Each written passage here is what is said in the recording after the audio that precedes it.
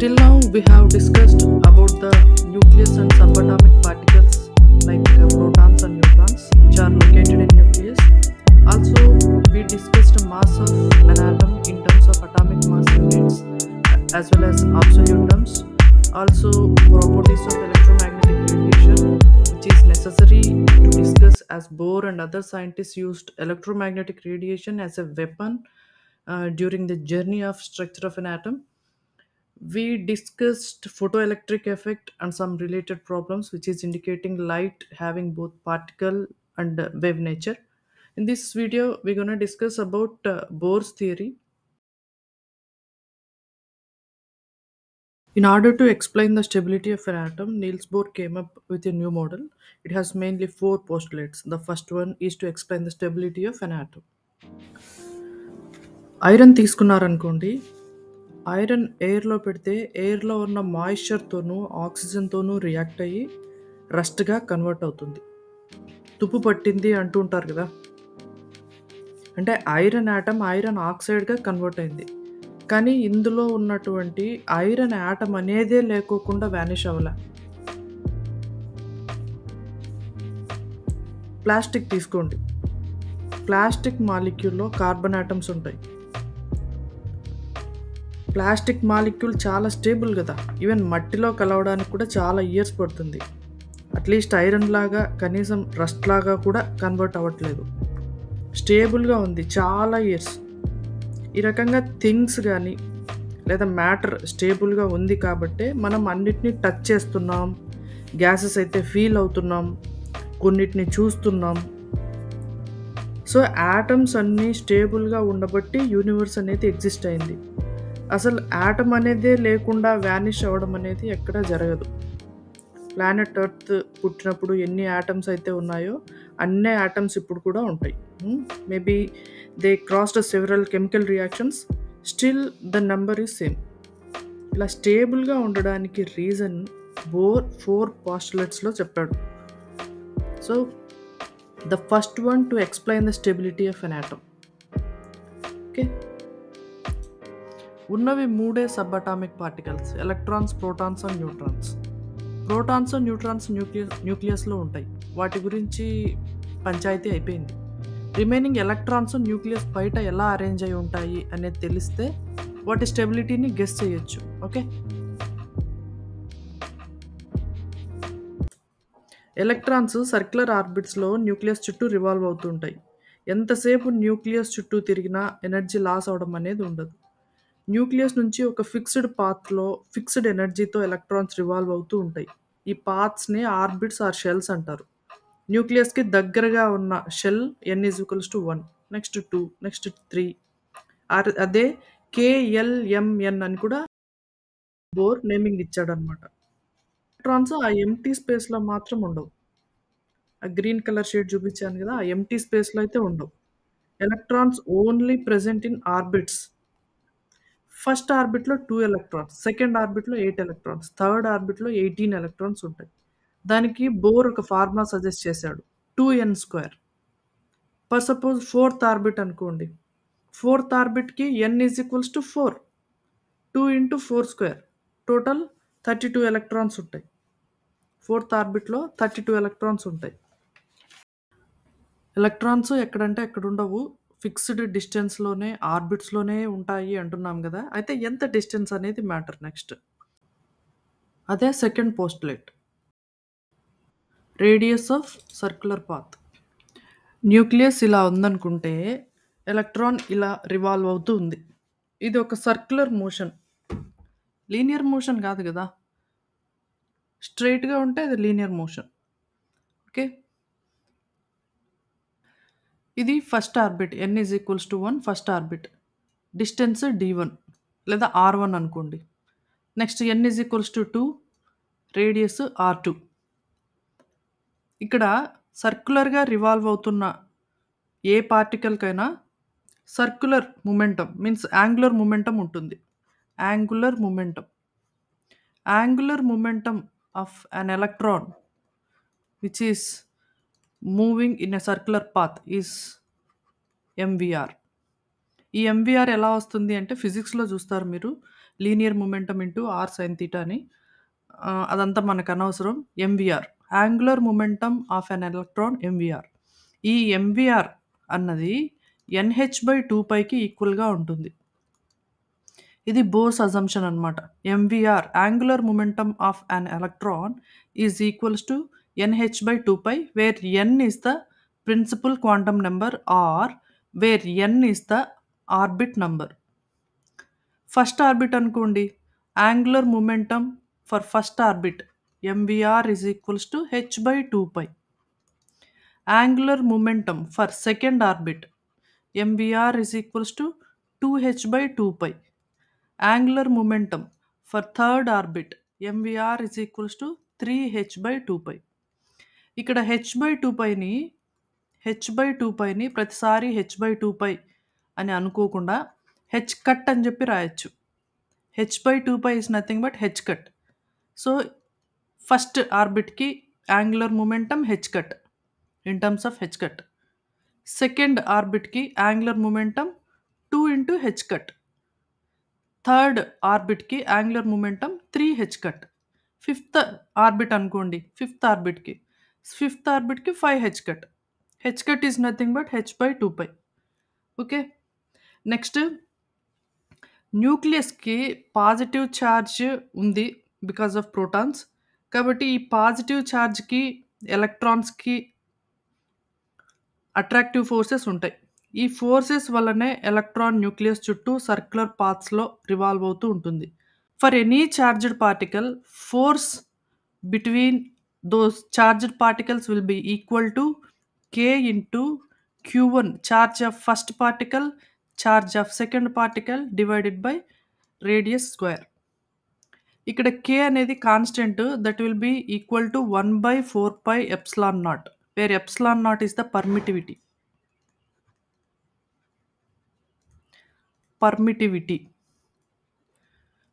Permittivity అంటే just ఛార్జ్‌ని permit చేసే కెపాసిటీ అని. ఓకే. ఇక్కడ ఎలక్ట్రాన్‌కి, న్యూక్లియస్‌కి అప్లై చేసినప్పుడు force of attraction is equals to k into electron charge E.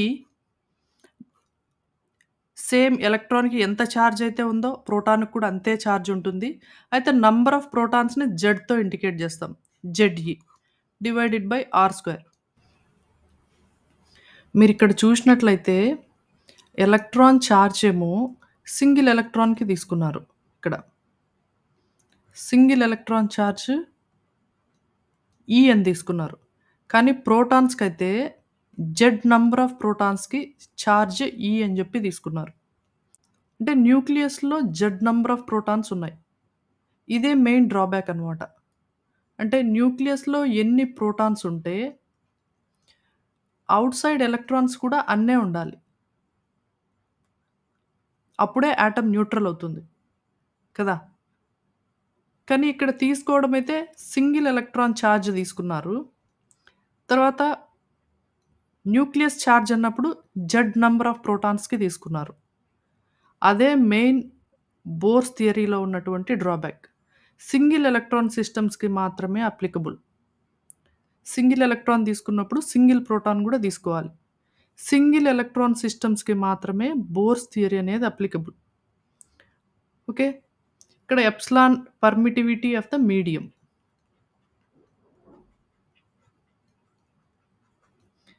అప్పుడు forces of attraction F is equals to kZe²/r²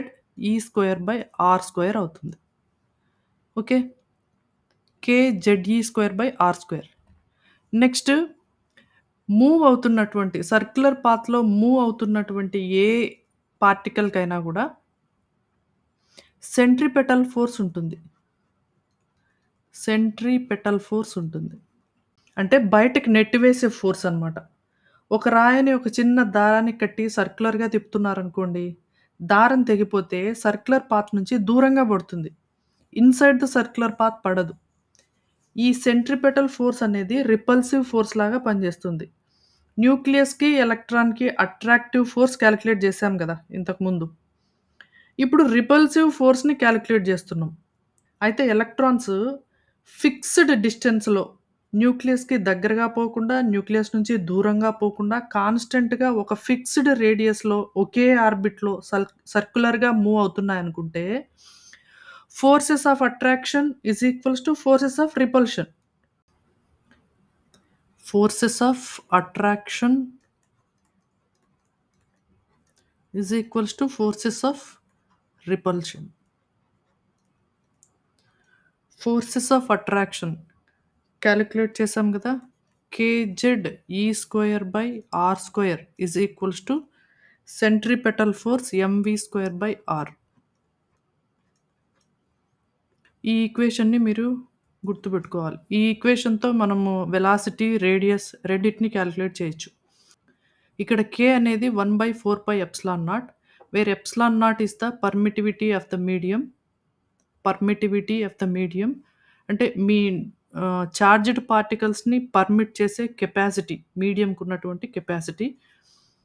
next z అనేది నంబర్ ఆఫ్ ప్రోటాన్స్.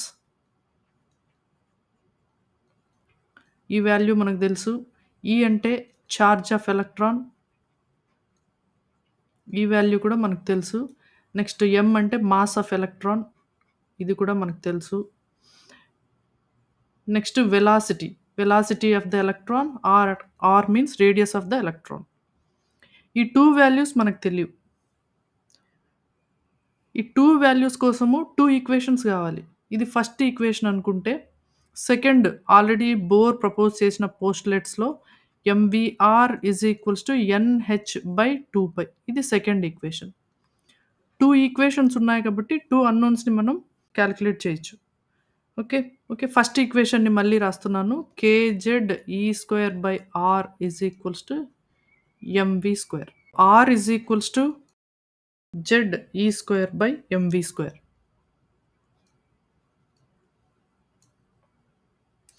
ఈ rని సెకండ్ ఈక్వేషన్‌లో సబ్స్టిట్యూట్ చేయండి. అప్పుడు mv r value kz e square by mv square is equals to nh/2π. v is equals to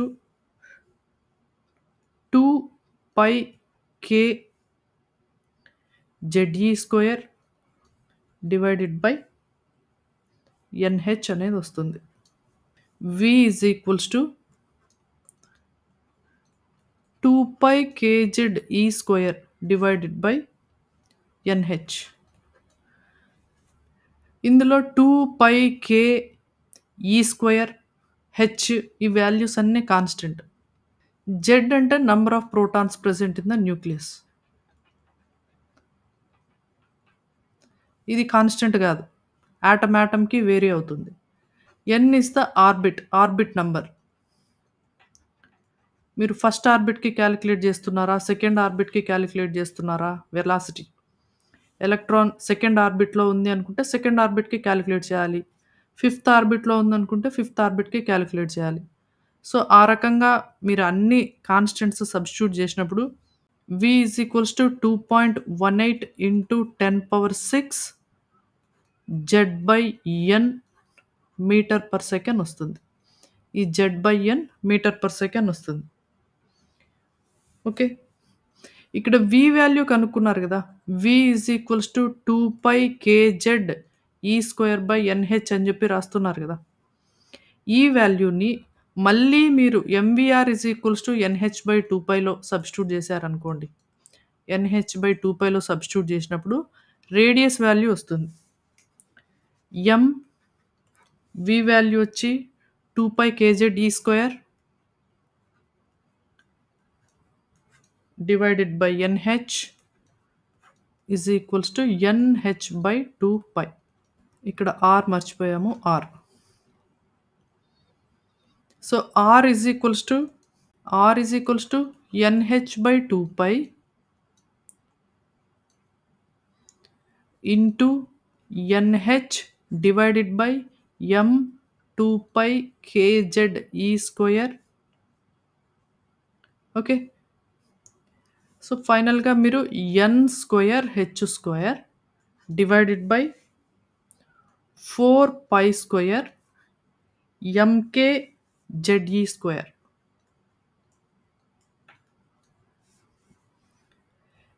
again H constant, pi constant, mass of electron constant, K constant, E constant, charge of electron. ఈ constants అన్నిటిని substitute చేసినప్పుడు R is equals to 0.53 into N square by Z.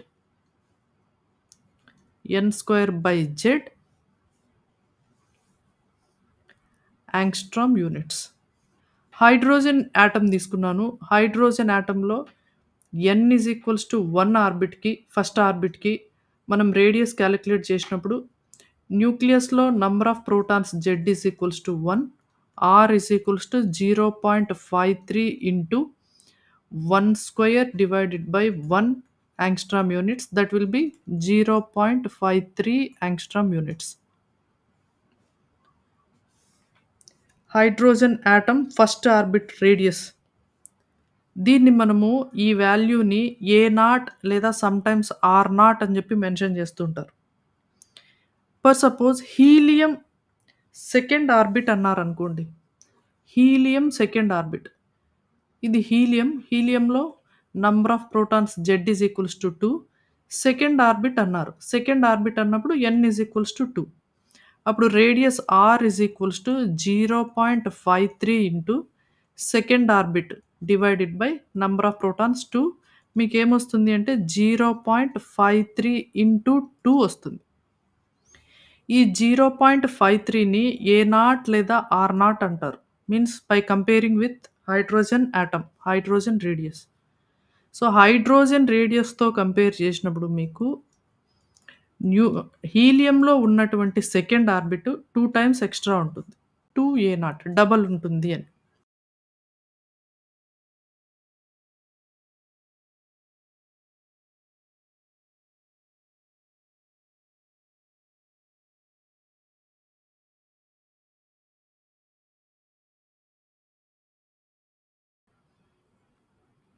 కాబట్టి hydrogen first orbit radius 0.53 angstrom units. Nucleus నుంచి ఈ radius డిస్టెన్స్‌లో almost 2186 kilometres వెలాసిటీతో electron nucleus చుట్టూ revolve అవుతుంటుంది first ఆర్బిట్‌లో. ఇదే రకంగా సెకండ్ ఆర్బిట్‌కి కూడా క్యాలిక్యులేట్ చేసినప్పుడు సర్టెన్ రేడియస్‌లో సర్టెన్ వెలాసిటీతో రివాల్వ్ అవుతూ ఉంటుంది అని చెప్తాం. ఈ రకంగా ప్రతి వాల్యూని మనం ఫిక్స్ చేస్తున్నాం కాబట్టి ఈ ఫినామినాని క్వాంటైజ్డ్ అంటాం. So, velocity quantized, radius quantized, energy కూడా క్వాంటైజ్డ్. ఇదే థర్డ్ పోస్టులేట్ అన్నమాట.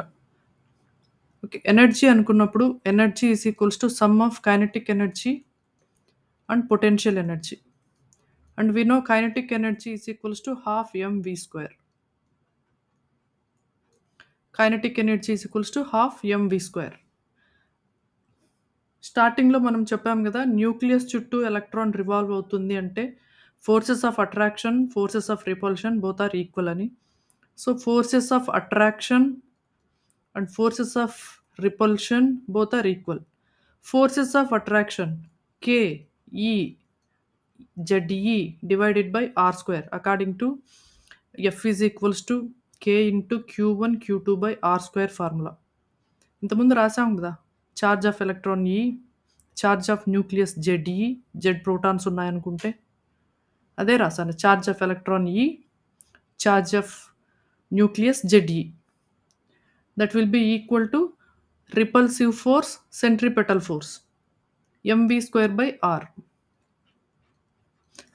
R gets cancelled. ఈ mv² బదులు మీరు డైరెక్ట్‌గా KE is equals to half kZe² by R అని రాయొచ్చు. Next potential energy. డైరెక్ట్‌గా గుర్తుపెట్టుకోండి. కైనెటిక్ ఎనర్జీ హాఫ్ అంటాం. Potential energy minus kZe² by R. Potential ఎనర్జీలో కైనెటిక్ ఎనర్జీ హాఫ్ ఉంటుంది. అయితే మాగ్నిట్యూడ్ హాఫ్ ఉంటుంది. కానీ డైరెక్షన్ వేరే ఉంటుంది. పొటెన్షియల్ ఎనర్జీ మైనస్ డైరెక్షన్ అయితే కైనెటిక్ ఎనర్జీ ప్లస్ డైరెక్షన్. అంటే ఒకటి అట్రాక్ట్ అవుతూ ఉంటే ఒకటి రిపల్షన్ అవుతూ ఉంటుందన్నమాట. Okay. Potential energy minus kZe² by R. Total energy అన్నప్పుడు E is equals to kinetic energy half of kZe²/r minus potential energy kZe²/r. ఇది ఎట్లా ఉంది? E is equals to half minus 1 అన్నట్టుంది. Half minus 1 minus half of kZe²/r. This will be the total energy. అయితే ఇక్కడ నేను ఒక conclusion రాయొచ్చు. Total energy is equals to minus of kinetic energy కదా, ఇది total energy. Minus half of kZe²/r అన్నది total energy. Kinetic energy చూడండి, half of kZe²/r. కాబట్టి total energy is equals to minus kinetic energy and that will be equal to potential energy by 2. ఇది potential energy by 2. Symbols రెండు సేమే ఉన్నాయి, ఎనర్జీకి potential ఎనర్జీకి. కానీ ఎనర్జీకి కైనెటిక్ ఎనర్జీకి సింబల్స్ వేరే వేరే ఉన్నాయి. కాబట్టి total energy is equals to minus kinetic energy and potential energy by 2. ఇది ఇంపార్టెంట్. ఓకే, అయితే టోటల్ ఎనర్జీ ఇప్పుడు ఏమంటున్నాను నేను? Total energy is equals to minus kZe²/2r అని చెప్తున్నాను. ఇక్కడ r వాల్యూని సబ్స్టిట్యూట్ చేద్దాం. Total energy is equals to minus kZe²/2 into r value n²h²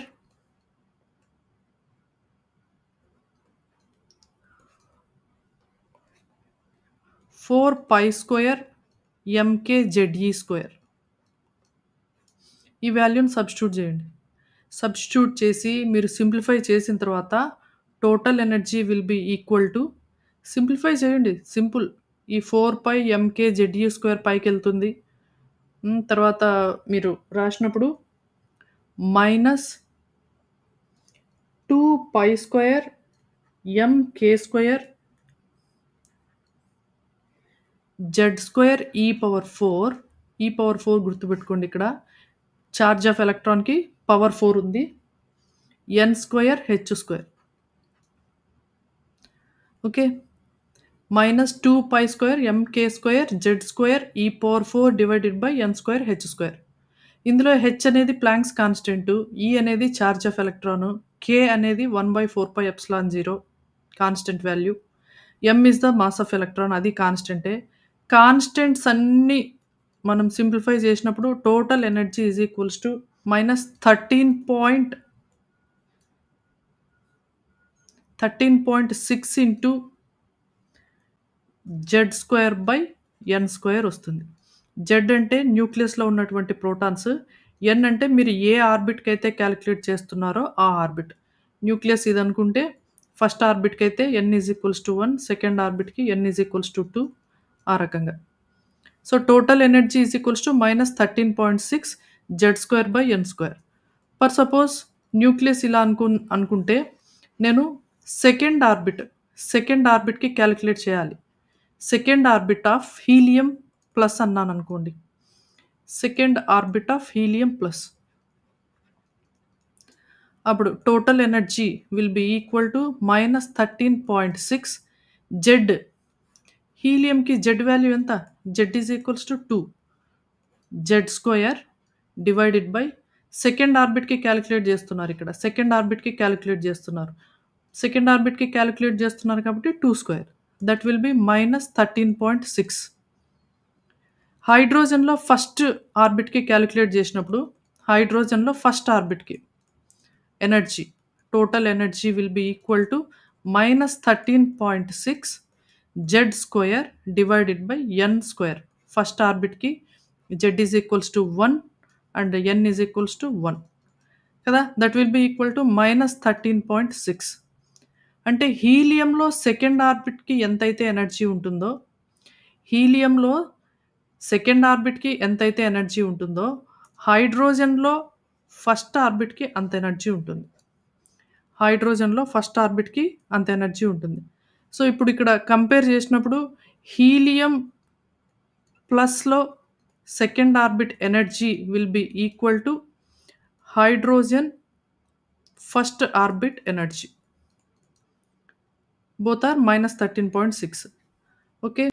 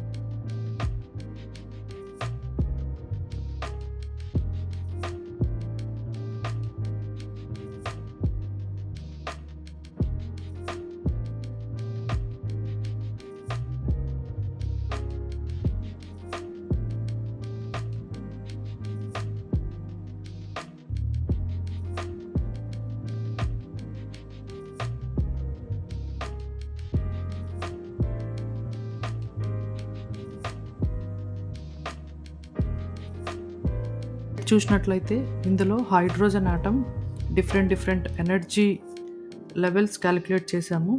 ఆర్బిట్స్‌కి ఉన్నటువంటి డిఫరెంట్ ఆర్బిట్స్‌కి ఉన్నటువంటి ఎనర్జీ క్యాలిక్యులేట్ చేసాము. Total energy is equals to -13.6 Z² electronic volts. Z అనేది హైడ్రోజన్ ఆటమ్‌కి atomic number 1, n is equals to orbit number.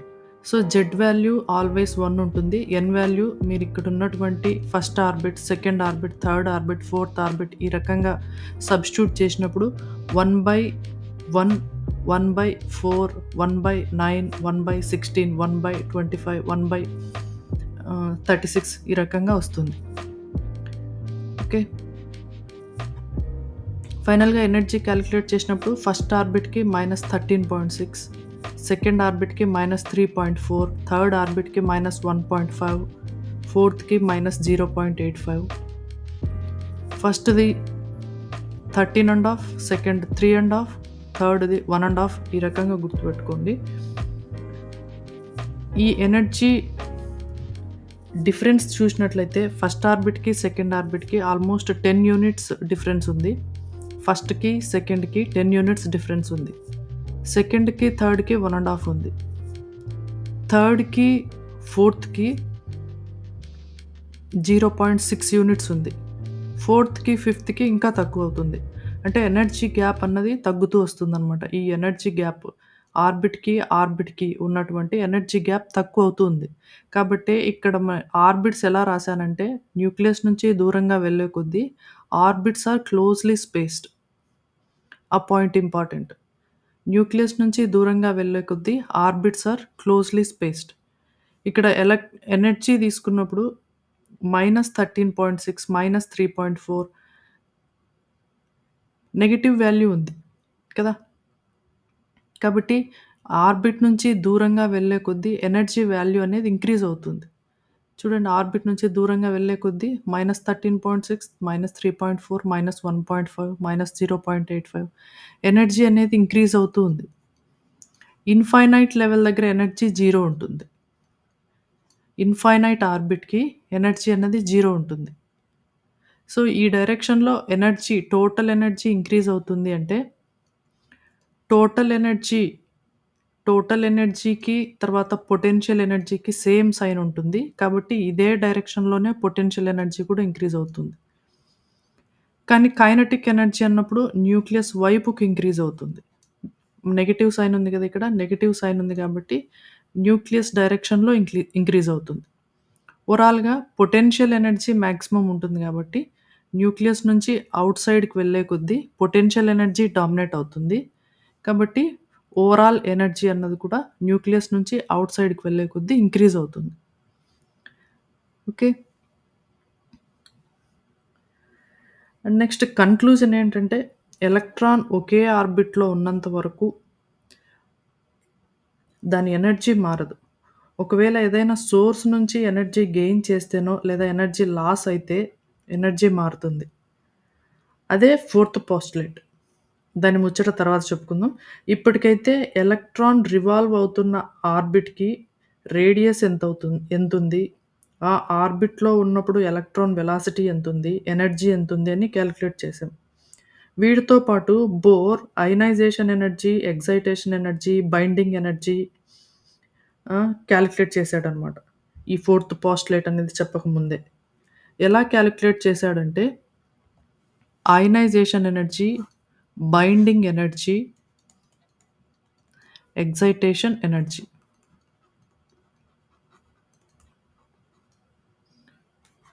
ఈ మూడిటిని calculate చేశాడు. Bohr తీసుకున్నది ఓన్లీ సింగిల్ ఎలక్ట్రాన్ సిస్టమ్స్‌ని. చెప్పాం గదా ఇంతకుముందు. న్యూక్లియస్‌కి అట్రాక్టివ్ ఫోర్స్ రాసేటప్పుడు Q1, Q2 K into Q1, Q2/R² రాసేటప్పుడు Q1 అన్నది ఎలక్ట్రాన్ అనుకుంటే, Q2 అన్నది న్యూక్లియస్. ఎలక్ట్రాన్‌కి, న్యూక్లియస్‌కి ఉన్న అట్రాక్టివ్ ఫోర్స్. అయితే ఇక్కడ Ze లాగా కన్సిడర్ చేశాడతను. సింగిల్ ఎలక్ట్రాన్ ఉన్నప్పుడు సింగిల్ ప్రోటాన్ గూడా ఉండాలి. కానీ నంబర్ ఆఫ్ ప్రోటాన్స్‌కి కాలిక్యులేట్ చేశాడు. కాబట్టి ఇదొక డ్రాబ్యాక్. ఓన్లీ సింగిల్ ఎలక్ట్రాన్ సిస్టమ్స్‌కి మాత్రమే. ఓన్లీ సింగిల్ ఎలక్ట్రాన్ సిస్టమ్స్‌కి మాత్రమే. Z=1 అయినప్పుడు మాత్రమే బోర్స్ పోస్టులేట్స్ అన్నీ కరెక్ట్ అవుతాయి. కాబట్టి అయనైజేషన్ ఎనర్జీ విషయానికొచ్చినప్పుడు N=1 ఆర్బిట్‌లోనే ఆ సింగిల్ ఎలక్ట్రాన్ ఉంటుంది. సింగిల్ ఎలక్ట్రాన్ ఎక్కడుంటుంది? ఫస్ట్ ఆర్బిట్‌లో ఉంటుంది. ఎందుకంటే ఫస్ట్ ఆర్బిట్‌కి ఎనర్జీ తక్కువుంటుంది కాబట్టి. ఫస్ట్ ఆర్బిట్‌లో ఉన్నటువంటి ఎలక్ట్రాన్‌ని ఇన్ఫినిటీ లెవెల్‌కి తీసుకొని పోతే, ఇన్ఫినిటీ లెవెల్‌కి రిమూవ్ చేయడానికి కావాల్సిన ఎనర్జీని అయనైజేషన్ ఎనర్జీ అంటాం. అంటే ఇన్ఫినిటీ లెవెల్‌లో ఎంత ఎనర్జీ ఉందో, దాంట్లోంచి ఫస్ట్ ఆర్బిట్‌లో ఉన్నటువంటి ఎనర్జీని మీరు సబ్‌స్ట్రాక్షన్ చేసినప్పుడు, ఆ ఎనర్జీ డిఫరెన్స్‌నే అయనైజేషన్ ఎనర్జీ అంటాం. ఓకే. ఇన్ఫినిటీ లెవెల్ దగ్గర ఎనర్జీ అన్నది 0. మీరు కావాలంటే కాలిక్యులేట్ చేయండి. E∞ -13.6 Z² హైడ్రోజన్‌కి 1 divided by n². n అనేది ఇన్ఫినిటీ లెవెల్ కాబట్టి infinity square. 1/∞. 1/∞ is nothing but 0. కాబట్టి E∞ విల్ బి 0. కాబట్టి E∞ దగ్గర 0 ఎనర్జీ ఉంటుంది. ఎలక్ట్రాన్‌ని ఇన్‌ఫైనైట్ ఆర్బిట్‌లోకి తీసుకొని పోవడానికి అంటే ఎలక్ట్రాన్‌ని రిమూవ్ చేయడానికి ఎంత ఎనర్జీ అవసరమవుతుందో దాన్ని అయనైజేషన్ ఎనర్జీ అంటాం. ఇక్కడ రిమూవ్ చేయడానికి అన్నప్పుడు ఇన్‌ఫైనైట్ లెవెల్‌కి తీసుకెళ్తున్నామనమాట. ఇన్‌ఫైనైట్ ఆర్బిట్‌కి తీసుకెళ్తున్నాం. So, 0 minus first orbit energy -13.6 Z² divided by n². That will be 13.6 Z² హైడ్రోజన్‌కైతే 1 మిగతా యాటమ్‌కి Z² అనే రాస్తాను నేను. 13.6 Z². మీరు సింగిల్ ఎలక్ట్రాన్ సిస్టమ్స్‌లో హైడ్రోజన్ గానీ, లేదా హీలియం ప్లస్ గానీ, లేదా లిథియం 2+ గానీ, లేదా బెరిలియం 3+ గానీ ఏది తీసుకున్నా గానీ ఈ ఫార్ములా వాలిడ్ అవుతుంది. హైడ్రోజన్ కనుక్కున్నప్పుడు protons number of protons 1, helium న్యూక్లియస్‌లో ప్రోటాన్స్ 2, లిథియంలో ప్రోటాన్స్ 3, బెరిలియం ప్రోటాన్స్ 4. అయితే ఎలక్ట్రాన్స్ హైడ్రోజన్‌లో సింగిల్ ఎలక్ట్రాన్.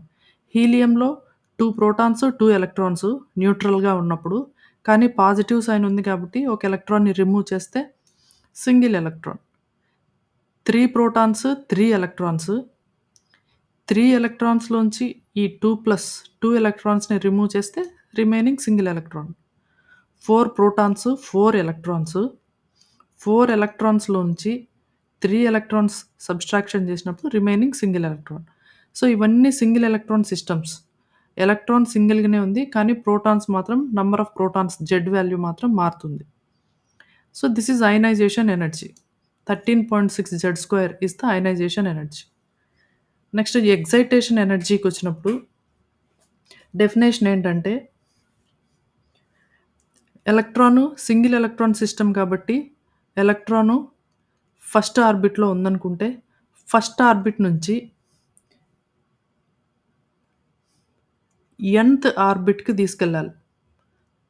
ఫస్ట్ ఆర్బిట్ నుంచి న్యూక్లియస్‌లో ఫస్ట్ ఆర్బిట్ నుంచి ఎన్త్ ఆర్బిట్‌కి ఎన్ నంబర్ ఆఫ్ ఆర్బిట్‌కి తీసుకొని పోవడానికి మీరు ఎంత ఎనర్జీ అయితే ఇవ్వాల్సుంటుందో దాన్ని ఎక్సైటేషన్ ఎనర్జీ అంటాం. అంటే ఇక్కడ ఫస్ట్ ఆర్బిట్‌కి ఎనర్జీ తక్కువుంటుంది. నెక్స్ట్ సెకండ్ ఆర్బిట్‌కి, థర్డ్ ఆర్బిట్‌కి ఈ రకంగా ఈ డైరెక్షన్‌లో ఎనర్జీ పెరుగుతుందని జెప్పాను గదా!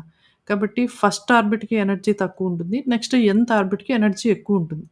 ఎనర్జీ ఎక్కువుంటుంది గాబట్టి ఎలక్ట్రాన్‌కి మీరు ఎనర్జీ సప్లై జేయాల్సుంటుంది. ఆ సప్లై చేసేటువంటి ఎనర్జీ ఎలక్ట్రోమాగ్నెటిక్ రేడియేషన్ అయుంటుంది. అది ఫోర్త్ పోస్టులేట్. అంటే n=1 నుంచి nth ఆర్బిట్‌కి పోవడానికి మీరు ఎంత ఎనర్జీ రిక్వైర్‌మెంట్ ఉంటుందో అదే ఎక్సైటేషన్ ఎనర్జీ. ఇక్కడ ఈ ఎనర్జీ డిఫరెన్స్ ఎంతుంది అంటే, ఎంత ఎనర్జీ రిక్వైర్‌మెంట్ ఉంది అన్నప్పుడు, nth లెవెల్ ఎనర్జీలో నుంచి ఫస్ట్ లెవెల్ ఎనర్జీని సబ్‌స్ట్రాక్షన్ జేయండి. nth లెవెల్ ఎనర్జీ -13.6 Z²/n² అనేది nth level energy. First level energy -13.6 divided by Z² 1². అప్పుడు -13.6 Z²/n² ప్లస్ 13.6 Z² వస్తుంది. 13.6 Z²ని కామన్ తీసినట్లయితే మీరు 1 మైనస్ 1/n² అనేది ఎక్సైటేషన్ ఎనర్జీ అవుతుంది. Next binding energy.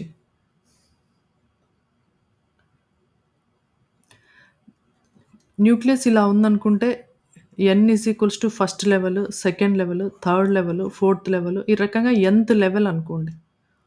ఎలక్ట్రాన్‌కి already some ఎనర్జీని సప్లై చేశాము. అప్పుడు ఆ ఎనర్జీని తీసుకొని ఎలక్ట్రాన్ హైయర్ ఎనర్జీకెళ్ళింది. ఈ హైయర్ ఎనర్జీకి వెళ్ళింది. ఈ హైయర్ ఎనర్జీలో నుంచి ఆ హైయర్ ఎనర్జీ నుంచి రిమూవ్ చేయడానికి ఎంత ఎనర్జీ అవసరమవుతుంది. రిమూవ్ చేయడానికి అంటే ఇన్‌ఫైనైట్ డిస్టెన్స్‌కి పంపించడానికి అని. కాబట్టి ఇక్కడ ఈ ఇన్‌ఫైనైట్ లెవెల్‌లో నుంచి energy nth level energy subtraction చేసినప్పుడు మీకు అంటే ఇన్‌ఫైనైట్ లెవెల్‌లో ఉన్నటువంటి ఎనర్జీలో నుంచి nth లెవెల్‌లో ఉన్న ఎనర్జీని సబ్‌స్ట్రాక్షన్ చేస్తే మీకు బైండింగ్ ఎనర్జీ వస్తుంది. అదే బైండింగ్ ఎనర్జీ డెఫినిషన్. ఇన్‌ఫైనైట్ లెవెల్‌లో 0 ఉంటుంది. nth లెవెల్‌లో -13.6 Z²/n². ఓకే. కాబట్టి 13.6 Z² డివైడెడ్ బై n². ఈ 13.6 Z²ని అయనైజేషన్ ఎనర్జీ అని రాయొచ్చు గదా! ఇక్కడ రాసాను గదా! 13.6 Z² అని. కాబట్టి అయనైజేషన్ ఎనర్జీ డివైడెడ్ బై n²ని బైండింగ్ ఎనర్జీ అని కూడా అంటారనమాట. యాక్చువల్‌గా బైండింగ్ ఎనర్జీ కాలిక్యులేట్ చేయడానికి ఇది 13.6 Z²/n². దాన్ని మనం అయనైజేషన్ ఎనర్జీ ఇచ్చారనుకోండి డేటాలో, అప్పుడు ionisation energy divided by n² చేసినా మీకు బైండింగ్ ఎనర్జీ వస్తుంది. ఈ బైండింగ్ ఎనర్జీనే సెపరేషన్ ఎనర్జీ అని కూడా అంటారు. Okay.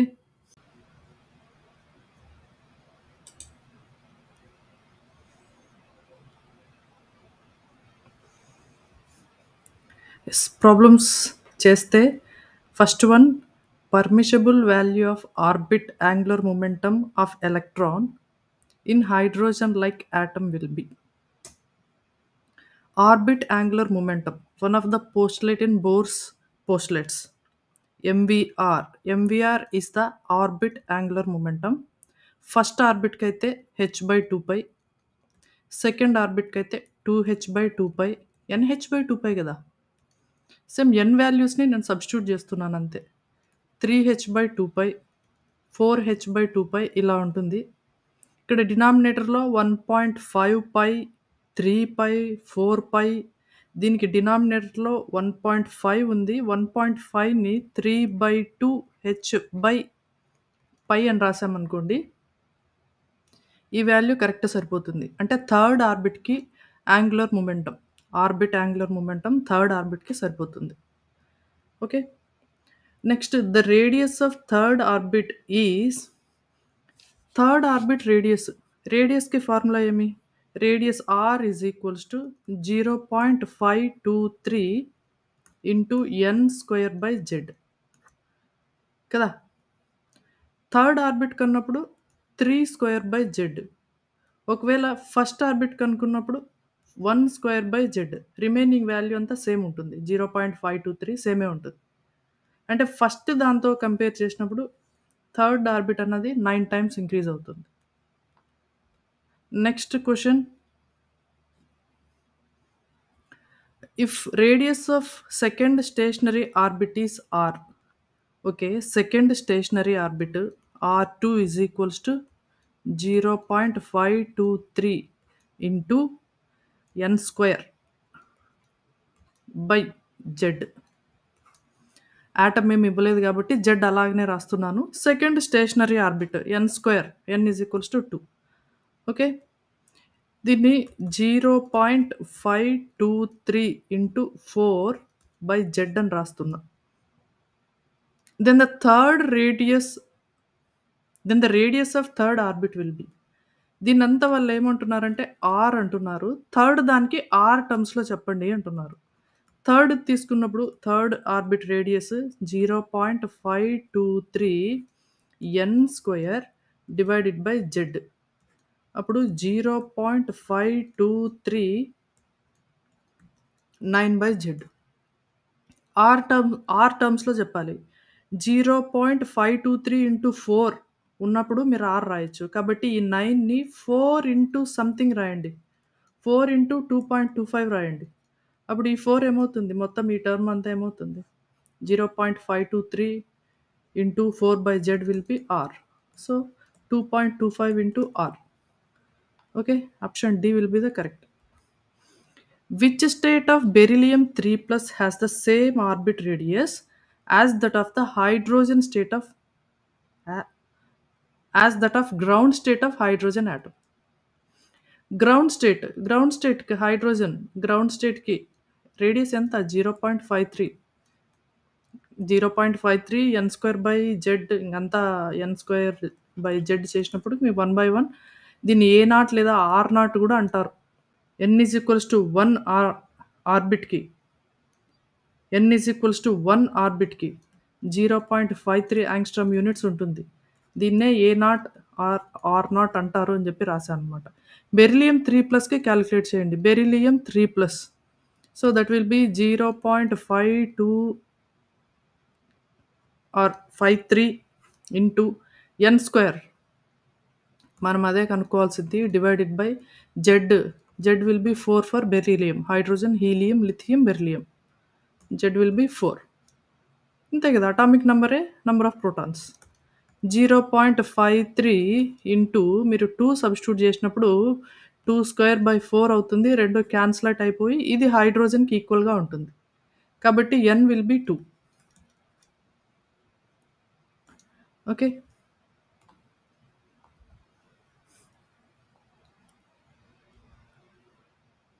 Next, the distance between fourth and third Bohr's orbit of He+. ఇది positive sign, means nucleus. First orbit, second orbit, third orbit, fourth orbit. ఈ third orbit n is equals to 3 ఉన్న ఆర్బిట్కి, n is equals to 4 ఉన్న ఆర్బిట్కి distance ఎంత మధ్యలో అని అడుగుతున్నారు.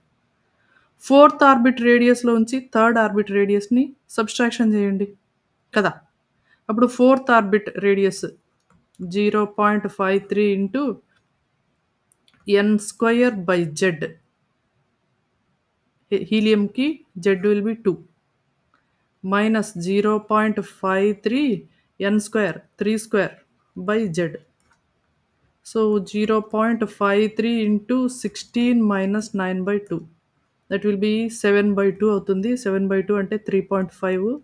ఈ 3.5ని మళ్ళీ 0.5తో అంటే మళ్ళీ హాఫ్ చేసినప్పుడు అది ఆల్మోస్ట్ 1.8 యాంగ్స్ట్రామ్ యూనిట్స్ వస్తుంది. అప్పుడు 1.8 ఇంటూ 10⁻⁻10 మీటర్స్ వస్తుంది almost. So option C will be correct. Next, the velocity of an electron in fifth orbit of Li2+. velocity formula ఏమి, velocity is equals to 2.18 into 10⁻6 into z by n meter per second. ఇది velocity. Lithium 2+కి Z will be 3. Hydrogen, helium, lithium. Z will be 3. Next fifth orbit అన్నారు. n is equals to 5. ఆ value substitute చేసినప్పుడు 3/5. 3/5. Velocity versus n. Velocity formula ఏం చెప్పాను నేను? Velocity v is equals to 2.18 into 10⁻6 into z/n metre per second. ఇక్కడ velocity and n ఈ రెండిటికి మనం గ్రాఫ్ తీయాలి. ఇప్పుడు చూడండి, వెలాసిటీకి nకి వెలాసిటీ y అనుకుంటే జనరల్‌గా ఇక్కడ y టర్మ్, ఇది x టర్మ్ అనమాట. y ఇక్కడ చూడండి, y is equals to some constant m/x ఫార్ములాలో ఉంది ఇది.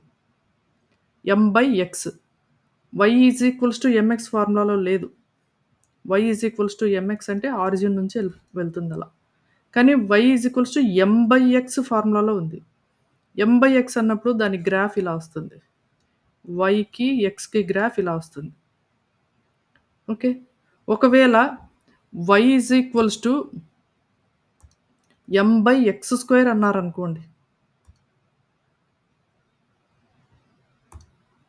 y is equals to 1 m/x² graph.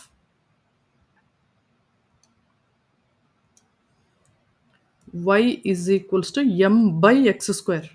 అప్పుడు గ్రాఫ్ ఇంకా నారోగా వస్తుంది ఆ రకంగా. y x². Next y x² కాదు, x ఇక్కడ. Next y is equals to m/x³ అన్నారనుకోండి, వైకి ఎక్స్కి గ్రాఫ్ తీసినప్పుడు ఇంకా నారోగా వస్తుంది ఆ రకంగా గ్రాఫ్. ఈ గ్రాఫ్స్ మళ్ళీ కెమికల్ కైనెటిక్స్లో వస్తాయి, ఒకసారి గుర్తుపెట్టుకోండి. ఇక్కడ y 1/x, y versus 1/x graph. కాబట్టి ఎలా వస్తుంది ఈ రకంగా? ఇక్కడ y means velocity, x means n. Next వెలాసిటీకి జెడ్కి, velocity is directly proportional to Z. అప్పుడు y ఈజ్ ఈక్వల్స్ టు ఈ కాన్స్టెంట్ అంతా మీన్స్ n వాల్యూతో పాటు రిమైనింగ్ వాల్యూనంతా మనం m అని రాసి x రాసినాం అనుకోండి, y is equals to mx formula origin నుంచి వెళ్తూ ఉంటుంది. Velocity v and z. వెలాసిటీకి 1/nకి velocity y 1/n. 1/n term అంతా మీకు x. రిమైనింగ్ ఈ టర్మ్ అంతా x అనుకుంటే, m అనుకుంటే 1/n will be x. 1/n will be x. So వైకి 1/xకి మీన్స్ వెలాసిటీకి 1/nకి గీసినప్పుడు ఇది కూడా స్లోప్ నుంచి అలా వెళ్తుంది.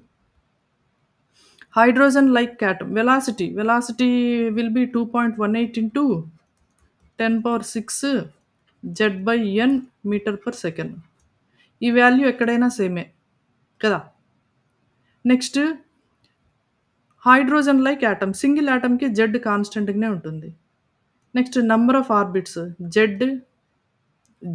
జెడ్ అనుకుంటే number of orbits 1/1, 1/2, n value 1/3. So z/n ratio నేను రాశాను ఇక్కడ. z/n ratio will be 1/1 is to 1/2 is to 1/3. Radius epsilon, permittivity of vacuum, then velocity of electron. Okay. ఇక్కడ రేడియస్ r ఇచ్చారు, మీకు ఒక ఫార్ములా చెప్పాను గుర్తుపెట్టుకోండి ఇది అని చెప్పేసి కదా. ఏదంటే attractive force is equals to repulsive force. Attractive force k into electron charge nucleus charge divided by r². That will be equal to centripetal force mv²/r కదా. Next r gets cancelled. kz e²/r is equals to mv². దీంట్లో నుంచి v² కావాలి మనకు, velocity వాళ్ళు అడిగింది కాబట్టి v² బయటికి తీస్తే kz e²/rm is equals to v². Then v will be square root of kz e² divided by rm. k వాల్యూని చెప్పాను కదా, k is equals to 1/4πε0 అని చెప్పేసి. ఆ ε0 పర్మిటివిటీ ఆఫ్ ద మీడియం. ఇక్కడ మీడియం వ్యాక్యూమ్ అనమాట. v is equals to square root of 1/4πε0 z e² by rm. మీకు ఈ వాల్యూ చేసినప్పుడు V ఈజ్ ఈక్వల్స్ టు మీకు E divided by 4 π epsilon naught RM వస్తుంది. జెడ్ మీరు 1 అనుకుంటే. ఎందుకంటే జనరల్‌గా జెడ్ అనేది హైడ్రోజన్ ఆటమ్‌కి 1 గదా! హైడ్రోజన్ ఆటమ్‌కే ఇట్లాంటివన్నీ అంటే బోర్ చేసిన ఎక్స్‌పెరిమెంట్ హైడ్రోజన్ ఆటమ్ మీదనే. కాబట్టి ఇక్కడ Z is equals to 1 consider చేయొచ్చు. ఒకవేళ మీకిక్కడ జెడ్ ఉన్నా లేకున్నా పెద్ద డిఫరెన్స్ ఏం లేదు. Next what is the frequency of revolution of electron present in second Bohr orbit of hydrogen atom. Frequency means time inverse. First time కనుక్కోండి. మీన్స్ ఒక complete revolution చేయడానికి ఎంత టైం పడుతుందో కనుక్కోండి. ఆ టైంని ఇన్వర్స్ చేసినప్పుడే ఫ్రీక్వెన్సీ వస్తుంది. ఫ్రీక్వెన్సీ అదే కదా! పర్ సెకండ్‌కి కాలిక్యులేట్ చేసేది ఫ్రీక్వెన్సీ. పర్ సెకండ్‌కి కాలిక్యులేట్ చేస్తే అదే ఫ్రీక్వెన్సీ. కాబట్టి ఫస్ట్ టైం కనుక్కోండి. టైమ్‌ని జనరల్‌గా ఎట్లా కనుక్కుంటారు? Time is equals to distance by speed అని చెప్పి రాస్తారు కదా! ఇక్కడ ఎలక్ట్రాన్ 1 కంప్లీట్ సర్కిల్ తిరిగినప్పుడు డిస్టెన్స్ ట్రావెల్డ్ వచ్చేసి 2πr. Perimeter of the circle 2πr divided by next speed of electron. Speed of electron 2.18 into velocity. 2.18 into 10⁶ Z/n metre per second. Okay. ఇందులోంచి R value గూడా మనం సబ్‌స్టిట్యూట్ జేయొచ్చు. 2π R value. R value ఎంత? Second Bohr orbit కన్నారు. 0.53 into N square by Z. N square 2 square by Z. ఇక్కడ Z value హైడ్రోజన్‌కి 1, N value 2. T will be 2π 0.53 into 4 divided by 2.18 into 10⁶ into 1/2. ఇది క్లియర్‌గా రాసినప్పుడు. ఓకే. నెక్స్ట్ ఇక్కడ cancel అయ్యేటివి ఏమన్నా ఉంటే చూడండి. ఇక్కడ 2కి ఆల్మోస్ట్ క్యాన్సిల్ చేశాననుకుంటే రిమైనింగ్ 4 ఇంటూ హాఫ్ 2. ఇది 2 ఈ 2 పైకెళ్తే 4π. 4π ఇంటూ 10⁻⁶. అయితే ఇక్కడ యాంగ్స్ట్రామ్ యూనిట్స్‌లో ఉంది గదా! యాంగ్స్ట్రామ్ యూనిట్స్ అన్నప్పుడు మీటర్ పర్ సెకండ్ కింద మీటర్ పర్ సెకండ్ ఉంది. పైన యాంగ్స్ట్రామ్ యూనిట్స్ ఉంది కాబట్టి యాంగ్స్ట్రామ్ యూనిట్స్‌ని మీటర్‌లో కన్వర్ట్ చేసుకుంటే 10⁻⁻10 మీటర్స్ ఇంటూ 10⁻⁻10 మీటర్స్. అప్పుడు చేసినప్పుడు మీకు T will be 4π into 10⁻⁻16 meters వస్తుంది. 1/t చేయండి అదే frequency. 1/t time inverse 1/4π into 10⁻⁻16 meters. 1/4π 3 4s are 12. 1/12 into 10⁻16 అంటే 0.08 ఇంటూ 10⁻16 వస్తుంది. లేదా 8 ఇంటూ 10⁻14 రాసుకోవచ్చు. What is the ratio of time periods T1 by T2 in second orbit of hydrogen atom to third orbit of He plus ion? Okay. Time period.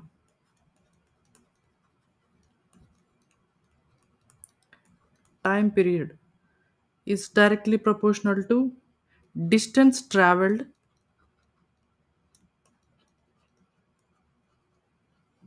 divided by velocity or speed.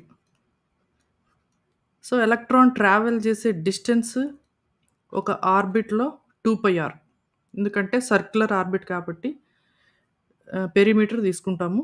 Divided by 2πr speed velocity divided by velocity. Okay.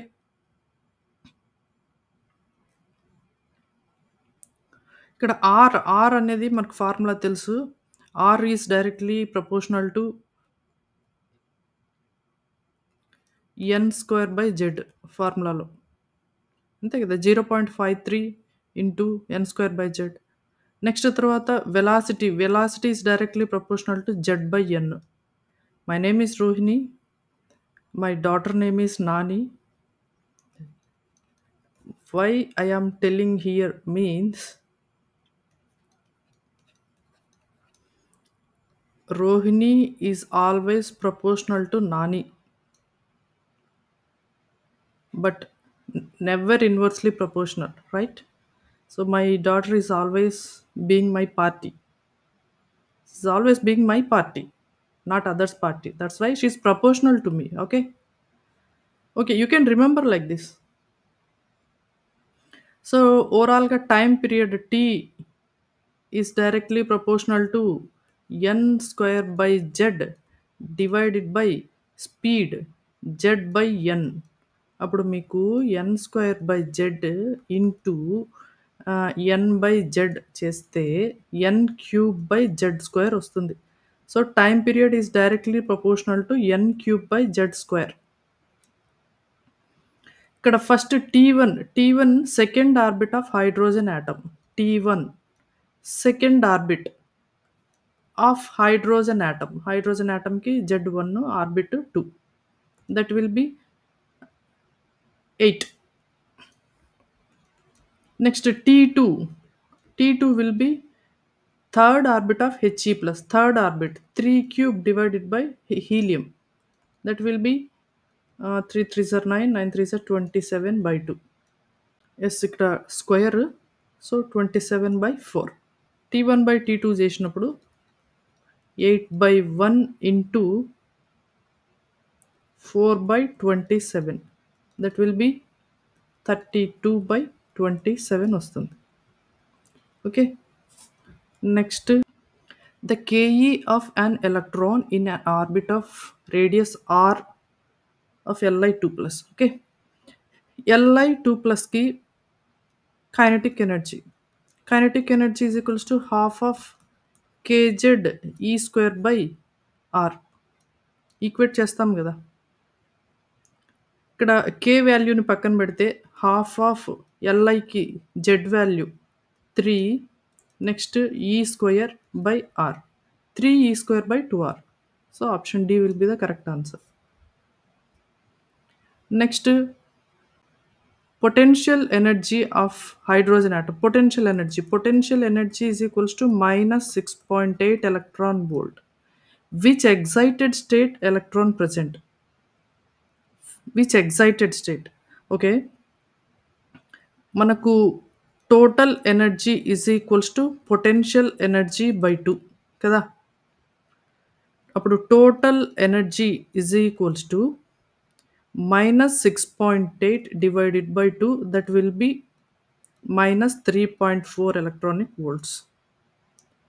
ఈ 3.4 electronic volts ఏ ఆర్బిట్కి ఉంటుంది energy?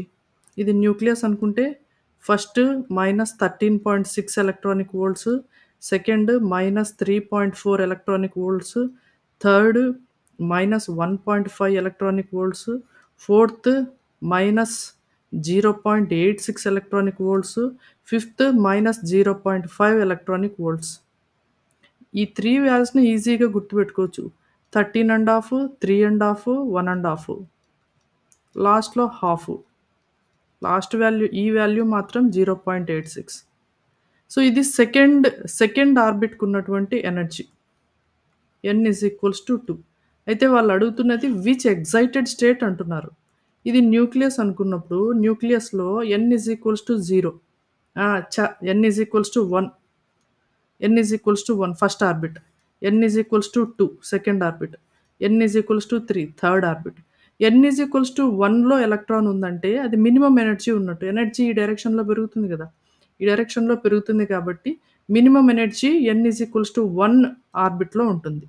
Minimum ఎనర్జీలో ఉన్నప్పుడు ground state నుంచి ఒక level పెరిగిందనుకోండి అది first excited state. ఆ state నుంచి next level పెరిగిందనుకోండి, ఏదన్నా ఎనర్జీని తీసుకొని by absorption of energy electron can move lower energy state to hire energy state by absorbing the energy, or by emitting the energy it can come from higher energy state to lower energy state. That will be the fourth postulate of Bohr. We can discuss tomorrow. Okay. So ఎనర్జీని absorb చేసుకొని పై లెవెల్కి వెళ్తుంది. అయితే ఈ absorb చేసుకొని 1 level నుంచి first orbit నుంచి second ఆర్బిట్కి పోతే దాన్ని ఫస్ట్ ఎగ్జైటెడ్ స్టేట్ అంటాం. సో ఫస్ట్ ఎగ్జైటెడ్ స్టేట్కి పోయింది అంటే electron n is equals to 2 second ఆర్బిట్లో ఉన్నట్టు. సెకండ్ ఎగ్జైటెడ్ స్టేట్కి పోయిందంటే ఎలక్ట్రాను థర్డ్ ఆర్బిట్‌లో ఉన్నట్టు. ఫోర్త్ ఎక్సైటెడ్ స్టేట్‌కి పోయింది అంటే ఎలక్ట్రాను ఫిఫ్త్ ఆర్బిట్‌లో ఉన్నట్టు. 10థ్ ఎక్సైటెడ్ స్టేట్‌కి పోయింది అంటే ఎలక్ట్రాను 11థ్ ఆర్బిట్‌లో ఉన్నట్టు. ఓకే. సో, ఇప్పుడు విచ్ ఎక్సైటెడ్ స్టేట్ అన్నారు. n=2 వచ్చింది. n=2 వచ్చింది. అప్పుడు ఒక వాల్యూ తగ్గించండి. అప్పుడు first excited state. Next what is the potential energy of an electron present in beryllium 3 n shell అన్నాడు. n shell. న్యూక్లియస్ ఇదనుకుంటే n=1, 2, 3, 4 వీటినే k, l, m, n ఈ రకంగా n షెల్ ఈ రకంగా రాయొచ్చు. పొటెన్షియల్ ఎనర్జీ కదా! Total energy potential energy by 2 or minus kinetic energy. ఇక్కడ వీళ్ళు పొటెన్షియల్ ఎనర్జీ అడిగారు. టోటల్ ఎనర్జీని మల్టిప్లై చేయండి. Potential energy will be 2 into total energy. Total ఎనర్జీని ఎలా క్యాలిక్యులేట్ చేస్తారు? లేదా డైరెక్ట్‌గా potential energy will be 2 into -13.6 Z square hydrogen, helium, lithium, beryllium. Z square divided by n square 4 square. That will be minus 27.2 electronic volts. Okay. Electron jump అయింది. KE change అయింది. x2 x/4 ఎంత change అయింది first కనుక్కుందాం. Final state minus initial state చేద్దాం. x/4 minus 4x/4 రాస్తే -3x/4 change అయింది కదా! Kinetic energy ఇంత చేంజ్ అయింది. పొటెన్షియల్ ఎనర్జీలో ఎంత చేంజ్ ఉంటుంది అంటున్నారు. So, potential energy by 2 minus kinetic energy కదా! అంటే సింబల్ ఆపోజిట్‌గా ఉంటుంది. ఇప్పుడు potential energy -2 into kinetic energy. That will be -2 into kinetic ఎనర్జీలో change -3x/4. Okay. 2 1 is 2, 2 2s are 4. That will be 3x/2 change వస్తుంది. Next find ionization energy of lithium 2+ ion. Ionization energy definition ఏమి? n=1 state నుంచి n=ఇన్ఫినిటీ స్టేట్‌కి వెళ్ళిపోవాలి electron. Means address లేకుండా పోవాల. First state నుంచి remove చేయడానికి ఎంత ఎనర్జీ అయితే మనం ఇవ్వాల్సి ఉంటుందో, అంటే n=1 నుంచి n=ఇన్ఫినిటీకి రావడానికి ఎనర్జీ ఈ డైరెక్షన్‌లో పెరుగుతుంది గదా! కాబట్టి మనం సమ్ ఎనర్జీని ఇస్తే తప్ప ఎలక్ట్రాన్ ఇక్కడి నుంచి ఇక్కడికి మూవ్ అయిపోయి ఇన్ఫినిటీ స్టేట్‌కి వెళ్ళదనమాట. కాబట్టి మనం ఎనర్జీ ఇవ్వాలి, ఎలక్ట్రాన్ అబ్జార్బ్ చేసుకోవాలి, తర్వాత బయటికెళ్ళిపోవాలి. ఇప్పుడు ఇన్ఫినిటీ స్టేట్ దగ్గర ఎంత ఎనర్జీ ఉందో, ఆ ఎనర్జీలోంచి ఫస్ట్ స్టేట్‌లో ఎంత ఎనర్జీ ఉందో దాన్ని సబ్‌స్ట్రాక్షన్ చేసినప్పుడు మీకు అయనైజేషన్ ఎనర్జీ వస్తుంది. So, energy at infinity state minus energy at first state. ఇన్ఫినిటీకి ఎనర్జీ 0 మైనస్ ఫస్ట్ స్టేట్‌కి -13.6 జెడ్ వాల్యూ లిథియంకి 3 Z square minus Z square divided by 1 square. So, that will be 13.6 3 square అంటే 9 అవుతుంది. మీరు multiply చేస్తే అదే value. Next find radius, velocity, kinetic energy, potential energy. First excited state electron energy absorb చేసుకొని ఇక్కడ ఉన్నటువంటి electron minimum ఎనర్జీలో ఉన్నటువంటి ఎలక్ట్రాను సమ్ ఎనర్జీని తీసుకొని ఎక్సైట్ అయింది. ఎక్సైట్ అయినప్పుడు అది n=2 స్టేట్‌కి వస్తుంది. ఇది ఫస్ట్ ఎక్సైటెడ్ స్టేట్. అంటే ఇప్పుడు ఎలక్ట్రాన్ ఎక్కడుంది? n=2లో ఉంది.